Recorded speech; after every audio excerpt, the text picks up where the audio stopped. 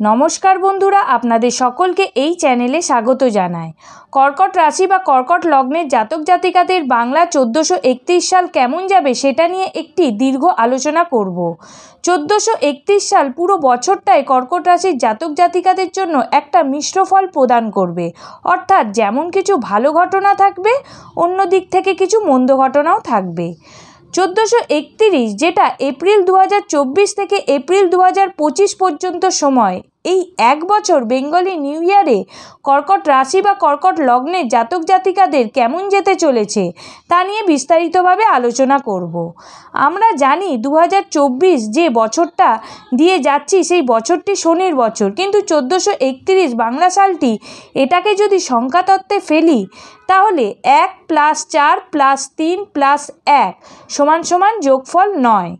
9 কিন্তু মঙ্গলের সংখ্যা, তার মানে শনি মঙ্গলের যুগ্ম বছর কর্কট রাশির জাতক জাতিকাদের কতটা ভালো কতটা মন্দ যাবে তা নিয়ে আলোচনা করব। এই আলোচনাটি হবে ইন জেনারেল, অর্থাৎ পৃথিবীতে যতজন কর্কট রাশি বা লগ্নের জাতক জাতিকা আছেন তাদের প্রত্যেকের জন্য। তাই ভিডিওটি স্কিপ না করে মনোযোগ সহকারে প্রথম থেকে শেষ পর্যন্ত দেখতে থাকুন। পরবর্তী আলোচনায় যাওয়ার আগে আপনাদের মনে করিয়ে দেবো, যারা যারা আমার এই ভিডিওটা দেখছেন তারা অবশ্যই লাইক বাটনটা প্রেস করতে ভুলবেন না যেন। আর নতুন নতুন ভিডিও পেতে চ্যানেলটিকে অবশ্যই সাবস্ক্রাইব করে রাখুন। সাবস্ক্রাইব করে অল নোটিফিকেশান বাটনটা প্রেস করুন যাতে সবার আগে আপনার কাছে নতুন ভিডিওটি পৌঁছে যেতে পারে। আর আমার এই ভিডিওটি ফেসবুকে দেখলে ফেসবুক পেজটি অবশ্যই ফলো করে দিন। তাহলে আর দেরি না করে মূল আলোচনায় আসা যাক। কর্কট রাশি ন্যাচারাল জোডিয়াকের চতুর্থ রাশি, চন্দ্রের দ্বারা প্রভাবিত এই রাশি। সোলার সিস্টেমে সবথেকে ফাস্ট মুভিং প্ল্যানেট হলো চন্দ্র, আপনারা জানেন। এবং এই কারণেই কর্কট রাশির জাতক জাতিকাদের জীবনে যাই ফেস করে, অর্থাৎ ভালো বা মন্দ যাই ঘটুক না কেন, তাদের জীবনে সেটা কিন্তু হয় খুব দ্রুততার সাথে।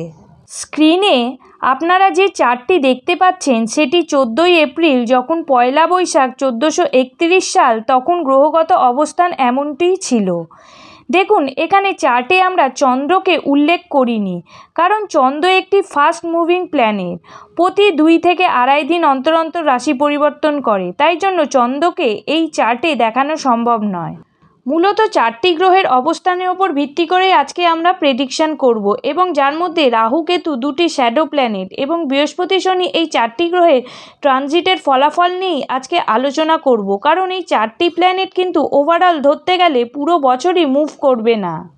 শনিদেব 2025-এ 29শে মার্চ রাশি পরিবর্তন করবে, রাহু কেতু 2025-এ 18ই মে রাশি পরিবর্তন করবে, আর দেবগুরু বৃহস্পতি 1 মে 2024-এ রাশি পরিবর্তন করে বৃষ রাশি অর্থাৎ আপনার লাভভাবে গোচর করবে। প্রথমেই আপনাদের বলি, রাশির অষ্টমে শনির অবস্থান আপনাদের ঢাইয়া শুরু 2023 থেকে। আর আপনারা জানেন শনির অষ্টমস্ত অবস্থান বিভিন্ন রকম দিক থেকে আপনাদের মেন্টাল প্রেশার ক্রিয়েট করছে। আপনাদের হওয়া কাজ হচ্ছে না, সব কাজে ডিলে হচ্ছে, আপনারা যেন সব কাজে সমস্যা ফেস করছেন, মানসিক দিক থেকে হতাশাগ্রস্ত হয়ে পড়ছেন। 1431 সালে কিন্তু আপনাদের মানসিক স্বাস্থ্য কিছুটা বেটার হবে, তবে কিছু পন্থার মাধ্যমে। শনিদেব কিন্তু কর্মফলদাতা, আর সঠিক কর্ম করলে শনিদেব ফল দিতে বাধ্য হয়ে যাবেন। তাই আপনি যদি কর্মপ্রবণ হন, সঠিক কর্ম করেন, শর্টকাট পথ অবলম্বন না করেন, নিজের কর্ম নিজেই করতে চেষ্টা করুন, সেটাই আপনাদের বেটার হবে। এই সময় আপনি মেডিটেশন করুন, যেটা কিছুটা মানসিক স্ট্রেস কমতে সহায়তা করবে। এই সময় স্বাস্থ্যের কথা বলতে গেলে কিছুটা দুশ্চিন্তা থাকছে। এই সময় হাড়জনিত সমস্যায় ভুগতে পারেন, ঠান্ডা লাগার প্রবণতা থাকলে একটু সাবধানে থাকবেন। পেটের সমস্যায় ভুগতে পারেন, যেমন হজমের সমস্যা, গ্যাস অম্বলের সমস্যায় ভুগতে পারেন। শিক্ষার্থীদের কথা বলতে গেলে আপনাদের 3rd হাউসে কেতুর অবস্থান এবং সেখান থেকে 9th হাউসে দৃষ্টি দিচ্ছে। তার ফলে এই সময় যারা হায়ার স্টাডিজ করছেন তাদের এই সময়টা কিছুটা কনফিডেন্স লেভেলের ঘাটতি দেখা দিতে পারে। যারা হায়ার স্টাডিজের জন্য বিদেশে যেতে চাইছেন তাদের কিছু না কিছু কারণে বিদেশ যাওয়ার জন্য বাধা সৃষ্টি হতে পারে। এই সময় আপনার মনে হতে পারে যে হায়ার স্টাডিজ আর কন্টিনিউ করতে পারছি না, কিন্তু এই সময় যত সমস্যা বা বাধা আসুক না কেন, আপনারা দয়া করে পড়াশোনা থেকে বিক্ষিপ্ত হবেন না, সেটাকে যত কষ্টই হোক চালিয়ে নিয়ে যাওয়ার পরামর্শ দিচ্ছি। এই সময় যারা মেডিকেল এন্ট্রান্স, জয়েন্ট এন্ট্রান্স দিচ্ছেন তাদের জন্য ভালো যাবে। এই সময় যারা বিবাহের জন্য প্রচেষ্টা করছেন বা বিবাহের কথা ভাবছেন তাদের বলবো এই বছর বিবাহের ক্ষেত্রে কিছুটা বাধা বা ডিলে হওয়ার সম্ভাবনা রয়েছে। বিবাহের কথা ফাইনালাইজ হবে করেও ফাইনালাইজ হচ্ছে না কিছু কারণে, বা আপনি যেমনটি বিবাহের জন্য পাত্র বা পাত্রী খুঁজছেন তেমনটি পাচ্ছেন না, এ ধরনের সমস্যা দেখা দিতে পারে। যারা লাভ রিলেশনে আছেন তারা সম্পর্কের দিক থেকে এতদিন নানা রকম ঝামেলা অশান্তি বা যে সমস্যায় ছিলেন তাদের 1431 সালে সম্পর্কের জায়গায় উন্নতি দেখতে পাচ্ছি। বহু বছরের সম্পর্ক বিবাহতে কনভার্ট হতে পারে। তবে যারা বিদেশে বিবাহ করতে চাইছেন তাদের জন্য এই বছরটা অত্যন্ত ভালো হতে চলেছে।